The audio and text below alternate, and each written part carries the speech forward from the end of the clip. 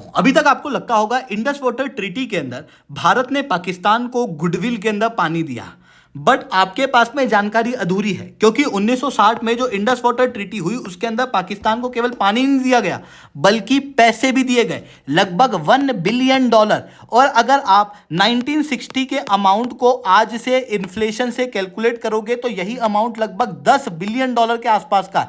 यानी कि आज के समय के अनुसार हम लोगों ने $10 बिलियन और ढेरों पानी पाकिस्तान को दिया, जबकि पाकिस्तान भारत के खिलाफ आतंकवाद और युद्ध प्रमोट करता रहा। अब बात आती है कि भाई हम लोगों ने ये पैसे पाकिस्तान को दिए क्यों थे, उसे मैं शुभेंदु चौहान डिटेल में आप लोगों के साथ में चर्चा करूंगा। बट उसके पहले आप लोग मेरे साथ में SRC10 टेलीग्राम ग्रुप के ऊपर जुड़ सकते हो। मेरे क्लास की अपडेट, PPT, PDF सब कुछ आपको मिल जाएगी। UPSC CSE की तैयारी करना है, इंडिया के टॉप एजुकेटर से ऑफलाइन क्लास के अंदर पढ़ना है, आप लोगों के पास में अच्छा मौका है। अनअकैडमी केवल ऑनलाइन ही रहा है, अनअकैडमी अब ऑफलाइन भी आ चुका है। दिल्ली, करोलबाग, मुखर्जी के अंदर, प्रयागराज, सिविल लाइन, के पटना के अंदर ऑलरेडी हमारे सेंटर्स खोले जा चुके हैं। जुड़ना तो संभव पे कांटेक्ट कर सकते हैं। इसके अलावा मंथली करंट अफेयर्स की magazine, previous year question, prelims के मॉक टेस्ट, एनसीईआरटी के नोट्स की समरी और इंडिया ईयर बुक की समरी अगर आपको फ्री ऑफ कॉस्ट डाउनलोड करना है, नीचे डिस्क्रिप्शन के अंदर मैंने लिंक दी हुई है, वहां से आप लोग डाउनलोड कर सकते हो। चलिए दोस्तों, समझने का प्रयास करते हैं यहाँ पे क्या हुआ। देखो, इंडस वाटर ट्रीटी बेसिकली 19 सितंबर 1960 के अंदर हुई थी, जिसके अंदर 3 अलग अलग पार्टी थी, इंडिया, पाकिस्तान और वर्ल्ड बैंक। वर्ल्ड बैंक ने इंडिया और पाकिस्तान के बीच में मीडिएशन कराया था। इस पूरी वीडियो के अंदर जब मैं ईस्टर्न रिवर की बात करूंगा तो ईस्टर्न रिवर का मतलब है वो नदियां जिनके ऊपर कंप्लीट एक्सेस इस ट्रीटी के तहत भारत का था, यानी कि ये बियास, रावी और सतलज, ये है ईस्टर्न नदियां। वहीं वेस्टर्न नदियां जो कि पाकिस्तान को दी गई थी, इंडस, झेलम और चेनाब, इनकी अपन बात करेंगे। ठीक है, अब हमने जो पानी दिया वो केवल इंडस, चेनाब और झेलम का ही नहीं था, बल्कि ब्यास, सतलज का भी कुछ अमाउंट ऑफ पानी जो है पाकिस्तान के अंदर गया और उसके साथ में हम लोगों ने पाकिस्तान को पैसे भी दिए। अब आप कहोगे कि यार पाकिस्तान को हमने पैसे दिए क्यों, तो उस समय के नेगोशिएशन को थोड़ा सा समझने का प्रयास करना। देखो हुआ क्या था, 1947 के अंदर दोनों देश के बीच में पार्टीशन हुआ और पाकिस्तान जो है वो इंडस के लोअर रिपेरियन स्टेट के अंदर आया, इंडिया अपर रिपेरियन स्टेट के अंदर आया। पाकिस्तान के पास में इंडस के अलावा और कोई पानी का सोर्स था नहीं, जिसके कारण से पाकिस्तान के अंदर ऑलरेडी डर था ड्रॉट का, एग्रीकल्चर के कोलैप्स का। हालांकि दोनों देशों के बीच में एक इंटरिम एग्रीमेंट किया गया, बट पाकिस्तान का कहना यह था कि ये एग्रीमेंट परमानेंट नहीं है, जिसके कारण से ये अभी भी पानी को लेके वल्नरेबल ही है।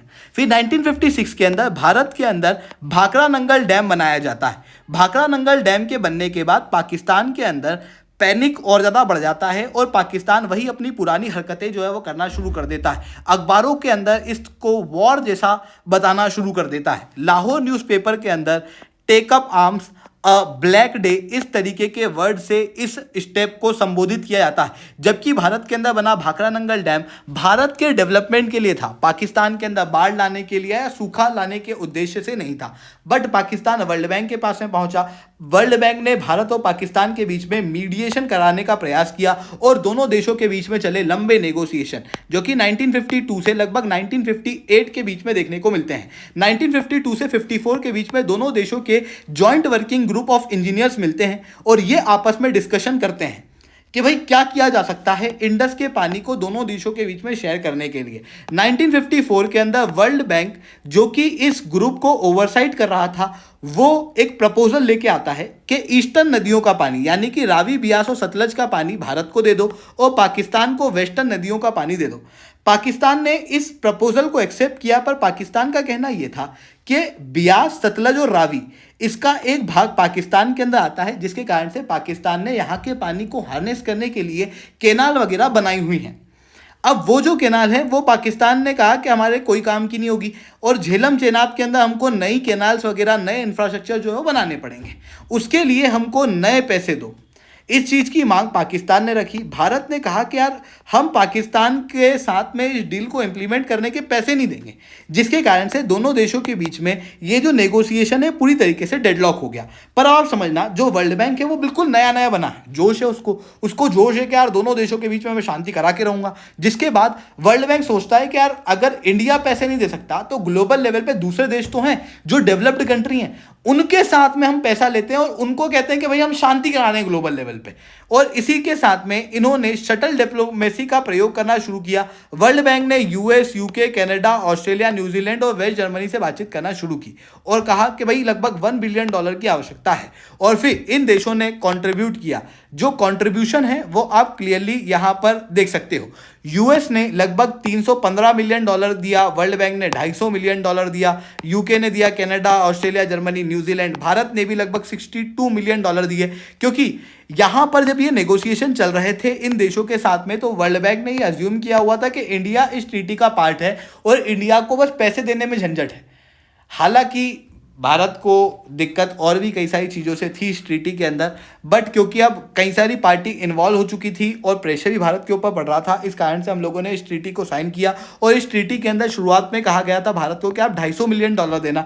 भारत ने पहले 174 मिलियन डॉलर के लिए नेगोशिएट किया और बाद में 149 मिलियन डॉलर जो है उसकी बात की, और फाइनली 62 मिलियन डॉलर 10 अलग अलग सालों के अंदर हम लोगों ने देने का वादा किया। शुरुआत में 149 मिलियन डॉलर ही दिए जाने थे और 10 अलग अलग सालों के अंदर ये किस्त भरी जानी थी। बट हुआ ये कि 1964 के अंदर भारत का जो बजट डेफिसिट था वो देखने को मिला, और बजट डेफिसिट के कारण भारत ने फर्दर पैसे देना बंद कर दिए। मतलब 1964 से हम लोगों ने पैसे देना बंद कर दिए, जिसके कारण से हम लोगों ने 62 मिलियन डॉलर पाकिस्तान को दिए थे। इसके अलावा पाकिस्तान ने खुद ने 100 मिलियन डॉलर जो है वो फाइनेंस किए थे। हालांकि ये पैसे डायरेक्ट पाकिस्तान के अकाउंट में नहीं गए थे, पहले ये world bank Indus water treaty fund के अंदर गए थे और फिर वहां से पाकिस्तान के अंदर इन्वेस्ट हुए थे। और इस इन्वेस्टमेंट के पीछे भारत का सोल मोटिव था कि हम लोग पीस को प्रमोट करेंगे। बट उसके बाद पाकिस्तान को हम लोगों ने क्लियरली आप देख सकते हो गुडविल में पानी भी दे दिया, पैसा भी दे दिया, पर पाकिस्तान जो अपनी हरकतों से बाहर नहीं आया। 1965 के अंदर मतलब इंडस वाटर ट्रीटी के 5 साल ही पूरे हुए थे, उसके अंदर अंदर पाकिस्तान ने कश्मीर और गुजरात के अंदर इन्फिल्ट्रेशन करना शुरू कर दिया। और फिर उसके बाद में दोनों देशों के बीच में युद्ध भी हुआ। 1971 में युद्ध हुआ, 1991 के अंदर युद्ध हुआ। बट इन सारी चीज़ों के बावजूद भी भारत ने अभी तक पानी नहीं रोका था पाकिस्तान का। मतलब हमने पानी भी दिया, हमने पैसा भी दिया, बदले में पाकिस्तान ने गुडविल के अंदर हमको क्या दिया? आतंकवाद, युद्ध। इसी कारण से रिसेंटली इंडस वाटर ट्रीटी को पूरी तरीके से खारिज कर दिया गया है। हालांकि पैसे तो हम लोगों ने पहले ही देना बंद कर दिए थे, अभी थोड़ा बहुत पानी जो है वो फ्लो होता है पाकिस्तान के अंदर, बट ट्रीटी के अबेंस के कारण हमारे ऊपर ऑब्लिगेशन नहीं है। हम कभी भी इंडस, चेनाब और झेलम के डैम्स को बनाकर उनको बंद कर सकते हैं।